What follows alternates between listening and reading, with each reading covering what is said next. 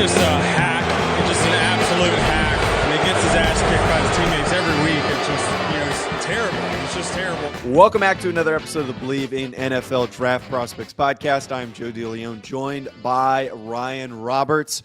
Today thanks for the little wave. Is that like the thing that we're doing now? We're getting the little, the little audience wave. I just want to see how I can take your attention away from your ad read, man. It doesn't take very much as an undiagnosed ADD person. That does not take very much. ADHD, probably, like me. I don't know. It's probably the same difference. Okay. We're talking edge today. Good job. We already derailed. I derailed you, man. I derailed you. Not as bad as the FCS show with me and Sean, but today we're talking edge. We're wrapping up Edge Week. We've got a fun pairing of Nolan Smith from Georgia, and we also have McDonald from Iowa State, two very twitchy athletes. So this is going to be a very entertaining discussion for both of these players. I do want to, before we get to them, Ryan, I want to just quickly get through the read. BetOnline. I swore off betting after I made that horrid mistake, but I'm back in, folks. I'm back in, baby. I bet last night. I was out at the bar. I decided to put some money down. My bet hit on the Mariners to cover -1.5. Just barely got that one in, so I made some money. And if you want to be entertained watching these boring, horrible baseball games like me, and you need some little bit of something on the game to make it more fun to watch, go to BetOnline, put some money down, even if it's just $10. That's all I ever bet. You can also find all the latest odds, news, and sports developments, including this year's Wimbledon finals, Major League Baseball, and the latest fighting news, and even next season's early NFL futures. Head to their website today or use your mobile device to sign up and receive your 50% welcome bonus on your first deposit. Just use our promo code BELIEVE to get the bonus and get in on the action. BetOnline, where the game starts. All right, Ryan. I want to start with Nolan Smith, who we talked about both these guys on the ranking show. And if you missed the full top 5 ranking show, definitely encourage you to go check that out. But Ryan, Nolan Smith, when I was watching him, one of the arguments that I made for him is that I almost wonder if he is more effective as a Sam backer, because the one thing that I loved about watching him was his ability to track the football, his closing speed. Against Michigan, I watched him completely track down. I think it might have been Corum who had the football, like full speed, tracked them down, made a really nice tackle. He is a very underrated run defender, especially when you put him in space, but he kind of lacks the pass rushing nuances where I'm a little bit tripped up on him. Yeah, he does 100%. He's definitely nothing but speed right now as an outside track guy, right? Like there's not a ton there's strong hands, but there's not hand nuance, and there's definitely not a pass rush plan. And I don't push back against your linebacker argument, because I think that he could be. I remember what was the kid that came out of Wisconsin a couple years ago? He's on the Saints. Yes, he's on the Saints. He got drafted in the second or third rounds. He's a similar body type, is why I'm trying to get that comparison going. But there was a big conversation about, while you're pulling that up, the gentleman played on ball in that 3-4 at Wisconsin, but then he goes to Zach Bond. He goes to the New Orleans Saints. Yeah. And he's now playing a Sam backer role, but he also plays on the line of scrimmage a little bit too. And I think Nolan Smith can bring that type of versatility too. I do think he could play on the line of scrimmage for a 3-4 team, but I also do think that he has some versatility to play in space. My favorite thing about him, though, Joe, easily, is my guy is violent in the run game. Oh, man. yeah.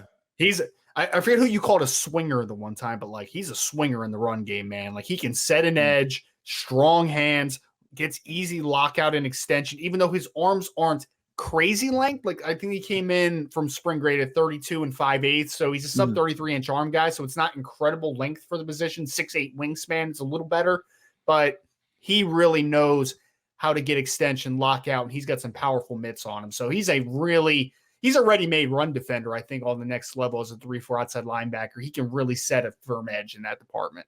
By the way, talk about ADHD radio. My hair got messed up, and I was so distracted I had to put a really stupid-looking hat on. This hat does not fit me well. Luckily, I was looking at a different screen, so I didn't see you have to do this. Oh, I looked like a total dipshit. We can't both wear backwards hats. Yes, we can. We got to go back to the green shirt phase that we had. But I want to go back to Nolan Smith, though. You're talking about the violence in the run game. It's like that's where I'm so high on him, is what he does as a run defender. I'm playing it on who I said was the swinger. I think it was Miles Murphy. And it was it was Ellerson Smith last cycle. Yes. Right? Yeah. 2 cycles ago that I said is a swinger. Yep. But the one thing that's a little odd to me, and I brought this up on the ranking show, is that I feel like he doesn't do the same things when he's a pass rusher. It feels like everything, he has the violence and he has the mentality to be an aggressive pass rusher. He doesn't have the strength to fully win with a bull rush. Like, he absolutely does not. And I feel like he doesn't bring that to his pass rushing. Like, I feel like that doesn't really show up. The thing that bugs me the most is, like, might be like a 4.4, low 4.4 guy because he's so freaking fast. He's fast, but he doesn't play like an outside track guy. Like, he doesn't try to bend the edge. Like, I feel like he doesn't do that. He just runs straight at guys, and then he gets stopped because he's so light, and it doesn't really work for him. Yeah, I wonder. I mean, I think that the length is in that department, right? Because, like, he plays like he's going to be like a long arm type of dude. Yeah. But I don't think he is I don't think he has the length to do that. What I think he does is he does have powerful mitts, and I agree with you. I think he's flexible, but I don't think he's bendy. There's a huge difference there, right? Like, bendy is ankle flexion, the ability to dip and get low to the ground on like a 45-degree angle. I think he's flexible in the regard that he changes direction really quickly. And I think that's the best part of him right now, is that he does have that speed. He can threaten the outside track, but his big success as a pass rusher right now is either in pursuits when someone's broken the pocket, or when he's threatened outside and then he hits a quick inside move because he's just so twitchy in that regard. So there's definitely nuance that needs to improve in that department. I question what his upside long-term is as a pass rusher, because he doesn't have tremendous length and he doesn't have the pass rush plan right now. He's a pure explosiveness guy, which is a good trait to have, obviously. But this kid might end up being a really good starting 3-4 outside linebacker that's maybe more of the Sam guy versus the weak side rusher, right? Like, he's probably going to play some overhang. He's going to play more in space, and he might only get like 6 to 7, maybe 8 sacks a year, but he's just such a dominant run defender and plays in space so well that you don't really care in that regard. I'd almost argue that once he gets to the next level, more is going to be like that Zach Bond, where his value and his experience as a pass rusher is going to be taken into account when teams are evaluating him and are making that decision. And instead of being, this is a guy that we think can turn into a full-time pass rusher, it's going to be more of, let's move him off the ball more and let's let him play as an actual off-ball linebacker. But because he has that feather in his cap, we know that we can rush him off the edge and we can blitz him. And he's got the not the nuance, but like the understanding of how to pass rush, that he will be effective when we try to get creative with his usage. Like, that, to me, that's how I see him project him more, rather than as the current eventual full down pass rusher. Founded comp, Joe, from a size perspective. You remember because I was thinking, what could be his best outcome as a pass rusher? And I started thinking how Hassan Reddick's used, right? It's very unique and different. And then I went to NFLCombineResults.com, and we're talking about a kid in Hassan Reddick that was 6'2.25", so sub 6'3", 237 pounds, which is exactly what he came in as, talking about Nolan Smith, and he had 32 3/4 arms. So the big thing that you said is Nolan Smith's a really good athlete, and Hassan Reddick ran 4.52 coming out and 36.5-inch vert, some phenomenal numbers, 7.01 cone as well, which is a dynamic number, and 24 reps on the bench, which I would not be surprised if Nolan Smith does, because he has some power in his arms and his upper body. So maybe he's a Hassan Reddick guy. Maybe it's going to look different. It's not going to be your traditional edge type player, but maybe that's how you can unlock that athleticism. But at worst, I think this is a really good Sam backer in a 3-4. He's going to set a firm edge. He's going to play in space, and he's going to give you some juice as a pass rusher. Here is my one major negative for Yep. Nolan Smith, though. Why does he not wear gloves? I'm That actually gives him a little of a boost, in my opinion. The fact that he doesn't wear no, gloves. I don't. No, I don't like linebackers who don't wear gloves. I used to not wear gloves. Yeah, but you played in the 1980s when they didn't have gloves. Shut up, man. I played in the early 2000s. Actually, not even early 2000s. 2000. I was in high school from 2010. 2006 to 2009. All right. Yeah, you're only 5-6 years older than me. There's not much Exactly. not much of an age difference. Dude, I used to rock the butterfly extender with the no gloves. Man, Oh, sick. so you were a tool. I mean, I was a linebacker. I was a linebacker I'm that just wore. kidding. Well, no, I mean, I was a linebacker that wore a butterfly collar, though. So yeah, Well, I was kind of a tool. we joke around about how you like. We were talking about the linemen. You like pricks, and like you want Yeah. linebackers to also be pricks. You were, I think you even said this to me. Like you were totally a prick. Like that's I was 100% the prick. total player that you. I talked a lot on the field, dude. I was a huge prick. As you should. Huge As Yes. you should. I think you got to have that presence as a Oh, linebacker. Playing a linebacker, 100%, man. You need to be a prick. As I- another position, you have to be a prick. I definitely did not have that as a long snapper. Let's talk about Will McDonald, Ryan. Before we get to the projections for these guys, Will McDonald first. Just random ADD thought. Cheez-It Bowl, really depressing. Nobody in the stands, really depressing to watch that tape. Oh, Cheez-It Bowl. Wow, that's a cool, man. Cheez-Its are delicious though, so I accept that that's the name. You don't like Cheez-Its? Are you kidding me right now? Oh no, I do, but like that wasn't the direction I was going with that. I was just saying that Oh. the bowl game in general was really depressing. To just like keep watching that tape because there was nobody at that game. No one really cared. Sure. I mean, it's like watching a Miami Marlins game or a Miami Dolphins game. Yes, that's very true. Yeah. Will McDonald from Iowa State, though, flexibility, fluidity, that is Crazy. what screams to me on tape. I see a very instinctual player too. Like this is a guy who doesn't get baited easily. In the Clemson game, they left him unblocked a lot, and oftentimes these end men on the line of scrimmage, or when they're put in those situations, don't know what the hell to do, and they still pursue. And then not necessarily most of the time you ask an edge defender in those situations to maintain the edge and play the line of scrimmage. He doesn't bite. He doesn't bite on those things. The instincts to find the football, to play along the line of scrimmage instead of just pursuing upfield. That to me was very exciting to see because a lot of edge rushers will bite on stuff like that. Yeah, he's a very instinctual player. He's a very smart football player. He is already over 23 years old, though, so that he's going to be a little bit older of a rookie, which it's a note, but it's not a deterrence, in my opinion. He is. I mean, this is my type, man. Like he is incredibly flexible, true outside track guy, and he has some of the best bend that I've seen over the last few years, man. Like he can really bend that track, and transitional quickness at the top of the arc is fantastic for Will McDonald. Can I say this though? Yes. I hate how they use him. Hate it. They play a 3-man front. He's playing a 4-4-eye sometimes. It's like, no, man. He's 6'4", 226 pounds. It's not him. Let him rush from a 9. Let him rush outside alignments and let him win because that's how he's going to win.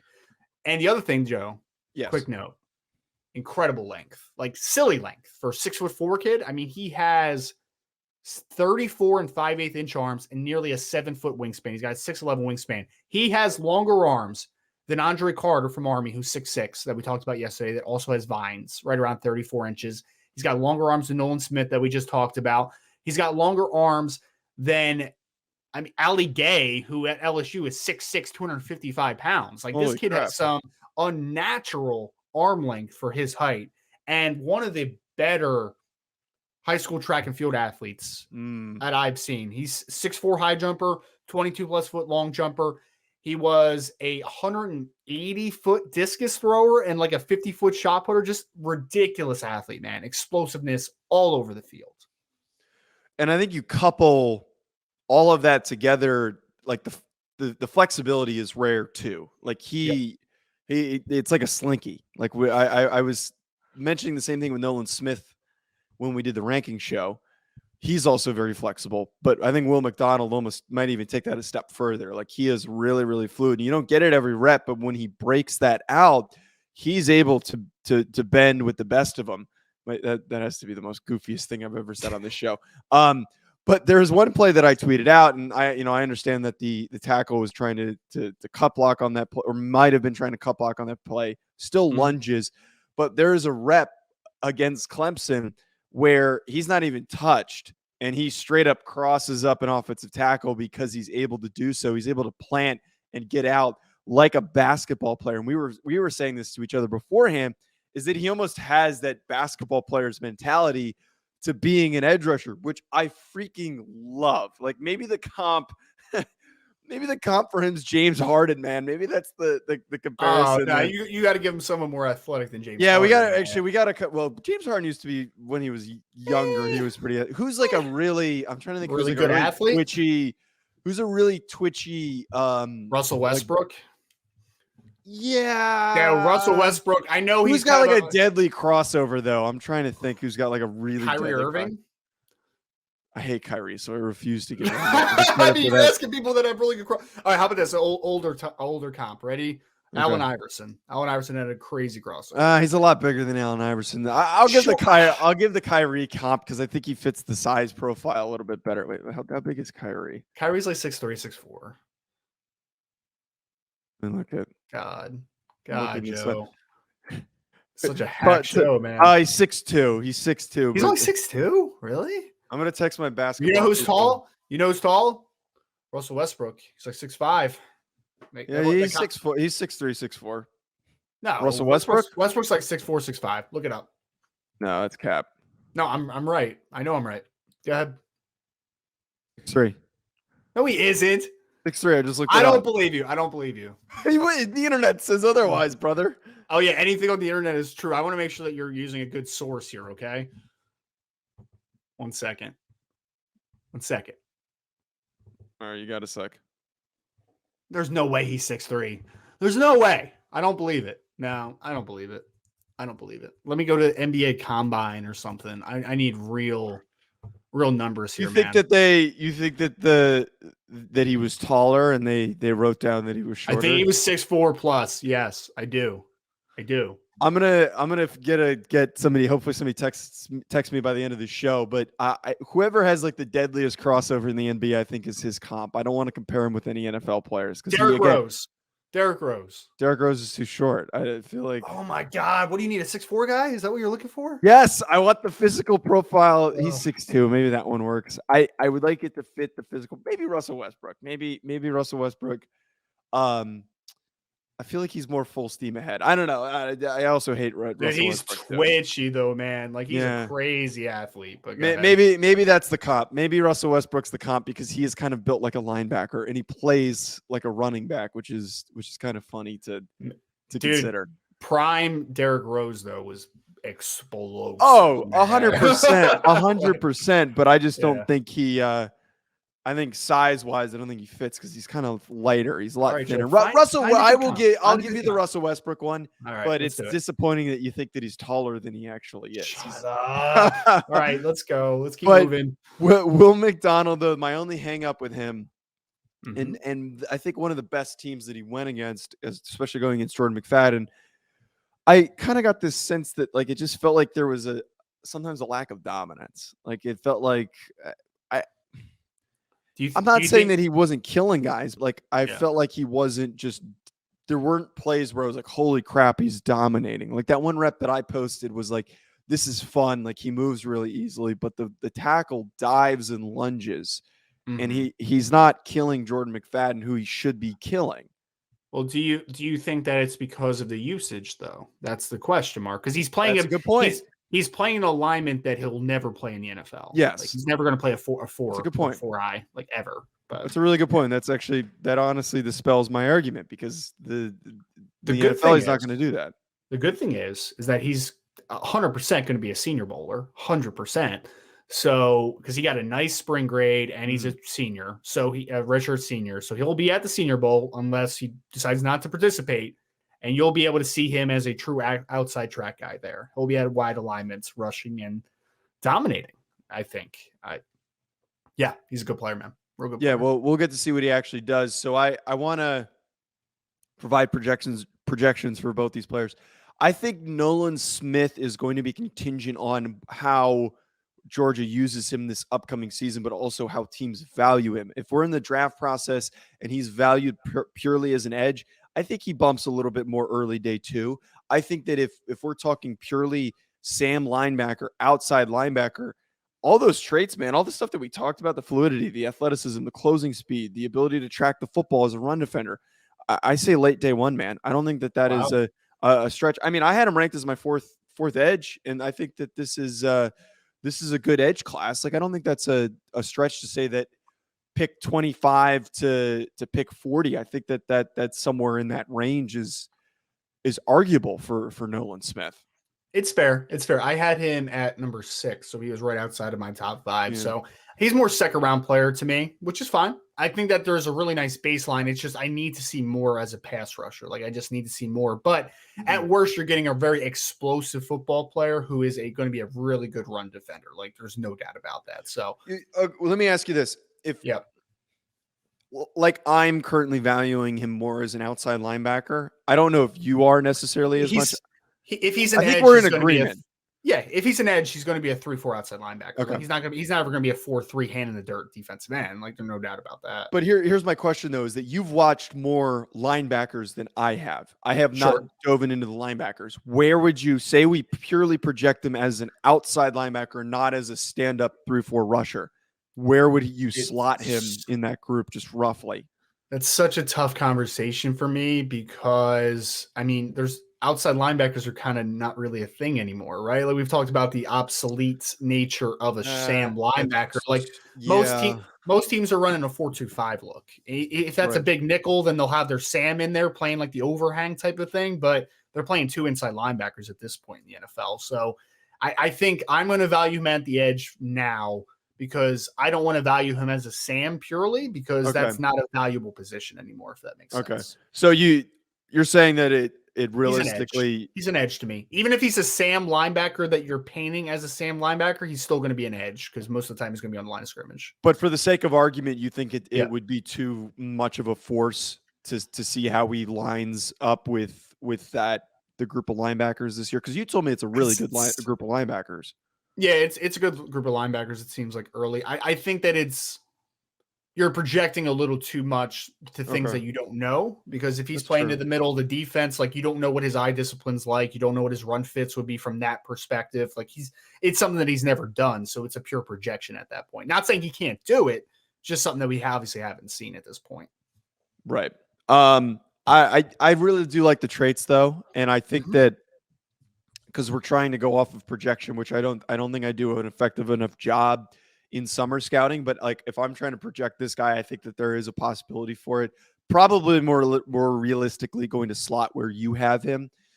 McDonald on the other hand, he's also a tough projection because he's also not being used properly. And I have a total feeling this is going to be one of those Senior Bowl risers. Like, this is going to be your Jermaine Johnson. He is going to be considered to be like a day 2 prospect the whole cycle. And then he's going to go to the Senior Bowl, and then he's going to shoot up boards. I think he also could be in that mostly early day 2 argument. I think for me, I'm starting this hype train now, and I'm going to say that I think that Will McDonald could be a first-round pick. Wow. I think, man, I do. I truly do, because I think that he's got special traits to him, right? Like, I need to see him play at 240, 245 pounds. Like, he can't come into the combine at 226. That would not be a good look. But the flexibility, the explosiveness, and the bend he has, I think are special traits. He's productive, even though he's playing out of position. I think when he's a true outside track kid, he's going to be a double-digit sack guy at the next level, in my opinion. So I just got, I think I got the comp for him. John Morant. Is Ja tall? Ja's like 6'4", 6'5". I don't think that's true. I think he's like 6'2". He's 6'3", so he fits that perfectly. He's 6'3". And dude, this year really, because he's explosive. He's freaking fast. He's downhill and he is fluid. Talk about like a slinky. Like, I think that fits that perfectly. Are you gonna put that on Twitter? Your comparison to John Morant from him? No, because people I'm I don't gonna think put everyone appreciates that as well I'm as gonna I would. I'm gonna put an actual good comp of him on Twitter when we get off. With an NFL player? No, I'm not gonna tell you what it is now either. So Oh don't ask. no. Oh no. Okay. We'll see. I agree with the sentiment though that you have here. I feel like this one particular episode, I'm being a lot looser with my projections for both of these guys than I probably should be. But this edge group is very underrated. This edge group is really good. I'm not afraid to say that there's 5 guys that are going to be draftable in round 1. Like I don't think that that's that crazy. At the very least, we'll have a run early on day 2 of these edge rushers that are still available. But like I totally, again, I see him being this year's Jermaine Johnson. I think that is 100% possible. Maybe Iowa State is smart enough to use him a little bit better. He's still going to be productive despite being jammed into a stupid spot to place him. But I think that if he maybe doesn't pop on tape as much as he could, he's going to show up to the Senior Bowl. And like you're talking about, they're going to line him up outside and he's going to kill dudes in these one-on-ones. And he might be able to take the week off early. It might be one of those types of situations like Jermaine Johnson had. And he's got to be a good tester, right? Like he's going to jump out of the gym. He's going to do all that type of stuff. Because again, he's a 6'4" long high jumper. He's a 22-foot long jumper. I mean, the kid's going to test really well, in my opinion, as well. So let's start it, Joe. Will McDonald first round hype. Start it up. Will McDonald first round hype. Just like the Steve Avila hype for. I'm not starting that one. Though. I hate that you don't like that. I'm a big Steve Avila fan. I want him on the show. I don't dislike Steve Avila. I am working. I want him on the show. Don't worry. Don't worry. I will drive down when I'm in New Jersey. Oh no, wait, never mind. You're going to be in Myrtle Beach. Never mind. I was going to say yes. I was going to come down and give you a big kiss, but that's not possible. You can come down to Myrtle Beach and not give me a big kiss. Okay. All right. I think that's a good note to wrap us up on. At Joe DeLeone, at Rise and Draft, at NFL Prospects Pod, and subscribe wherever you are tuning in.